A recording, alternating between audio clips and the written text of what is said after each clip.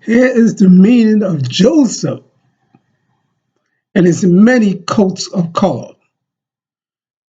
Joseph is representative of the earth. You see, Joseph had a dream, and his dream is that the sun, the moon, and 11 stars will bow down unto him. That's representative of the earth. Has many colors because earth changes from wintertime when it's white with snow, summertime when it's green, autumn when the leaves changes, springtime, flowers. And that's the coat of many colors. And his father said, now what did his father say after he told him the dream? The father said, should his brothers and himself bow down himself to the earth? He bow down himself to the earth after Joseph told his father the dream. He said, should your brothers, your mother, and me bow down ourselves to the earth? Because Joseph is the earth. He's a representative of the earth. And it's not strange that he dealt with famine and plenty, because when he interpreted Pharaoh's dream, that had to do with the earth. Pharaoh said about 7 ears of corn, fat, fleshed, and there's 7 withered that ate up the 7 fat ears of corn. And Joseph interpreted that. And that all had to do with the earth, famine. And Joseph taught Pharaoh, he was in charge of the food supply of Egypt. So that's very clear what Joseph represented. The earth. And the Bible, there's a lot of astronomical meaning.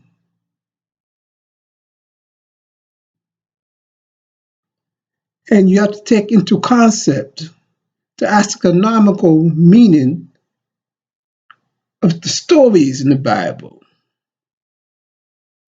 And I reiterate, Joseph and his many coats of color,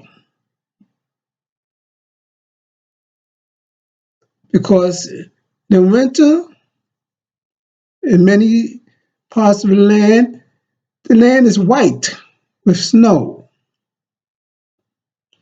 And summer is green. In autumn, the leaf turns a different color. In springtime, there's flowers, red roses, daffodil, tulips. So that's Joseph's many coat of color. And then when the brothers buried him into the ground, they wanted to slay him. But Reuben, Jacob's oldest son, said not to slay him. And they put him in the pit of the earth. And then sold him into to the Midianites, who then sold him to Egypt. And that's enough of reference to the earth, the pit of the earth in which they buried Joseph. another sign. So the whole story is just to let you know that Joseph represented the earth. It's the story of the earth. The whole story in Genesis.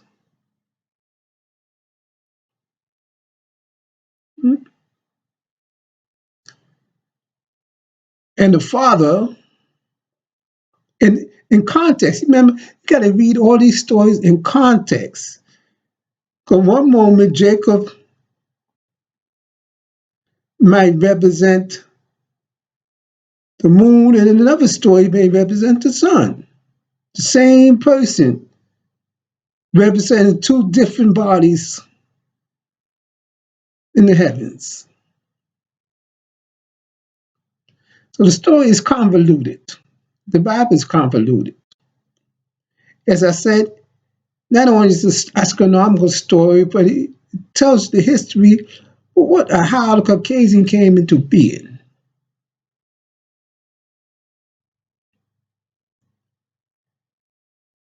And when they put black people to sleep and made the Caucasian, it never said that they woke up. So he took a rib out of Adam, but never said that he ever woke Adam up after the deep sleep he was put into. And we are almost like in a hypnotic sleep now. We are waking up. That's where you hear all this story about being woke. So everybody's talking about being woke, being woke. That means you was asleep. I know you may laugh at what I'm saying. Don't listen to how I say it. Listen to the words I'm saying. So if we woke, how did we get to be asleep? And we woke up to what? To what? It must be something that we were unaware of. And that we woke up to it. So that's why I'm coming to you with the different reference of the Bible so you could really stay awake. And you're woke. But you're not really woke, you're just yawning. You know, when a person wake up, they yawn. Their head is still fuzzy like. They're not really truly awake. And that's the way we are now. We're not truly awake. We're yawning. It's still dizzy and sleepy. But you see, truth is coming out all over the internet. There's truth here, truth there, all over. And some of it is half truth. I'm telling you the different personages in the Bible and what they represented. I told you about Esau, it represented the sun in context. Jacob, the moon, in a certain context of the story.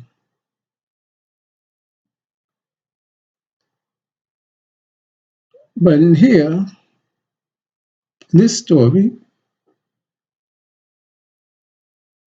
it's not the moon. He's the sun in this story. He was a moon in a different story in here, because he told Joseph. He said, "Do you mean that me and your mother and your brothers will bow down to you onto the earth?"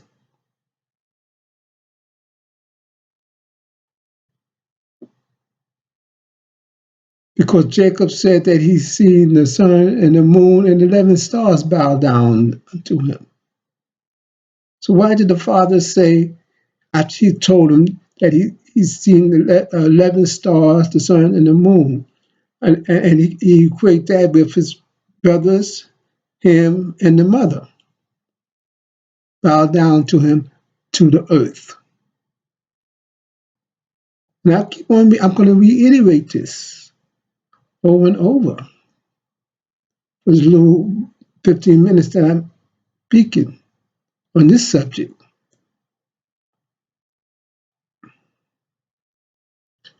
Let's get the idea of the Bible, get the favor of the Bible, and how it have astronomical meaning in some parts of it, and metaphysical meaning in other parts of it. Oh, you may not like the way I speak? Then you come on here and you speak, and you reveal what you know. That will help to wake up people. And it's a little bit here, a little bit there. I'm not on this. All over the internet and YouTube, there's black people come out with truth after they interpreted it and research and read. I'm 80 years old now. I couldn't hold it back any longer. This is time. It pays our time. You know, pays our time. I tried years and years and years ago, but I said, and I just spent time studying, meditating. But this is the time now. I can't hold it back at 80 years old. I said, couldn't hold it back no longer. I have to divulge what I know because the numbers matching up. See, Moses led the people in Exodus when he was 80.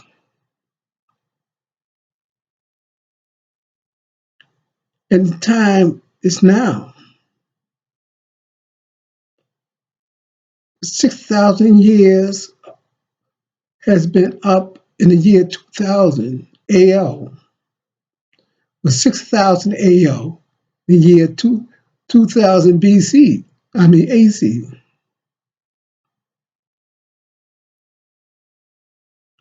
And plus the 400 years is of the sojourn of the Misrahim people in America was up in 2019. All this is a Masonic undertaking. King James was a Mason, as I told you before, became a Mason in the year 1601 in Scotland. He got Sir Francis Drake, who also is a well-known Mason, to make a Masonic interpretation of the Bible in the year 1604. 7 years later, the Bible was completed in the year 1611.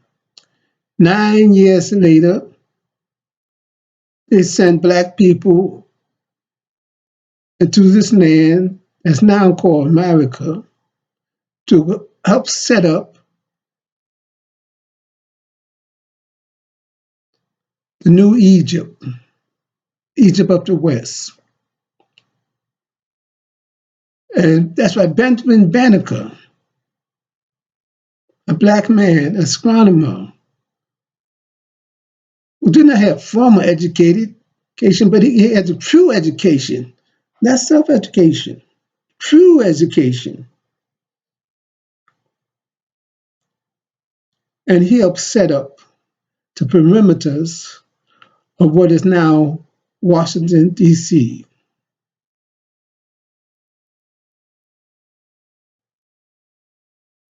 The Masonic measurements. The original Washington, D.C. was a square.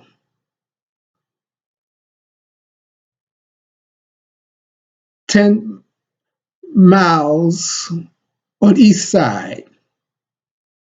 It was ceded to the federal government by the states of Virginia and Maryland. And he had 10, it was a square of 10 miles on each side. That's the original boundaries. And the stone markers are still in existence. The new Egypt. Until tomorrow. Arrivederci.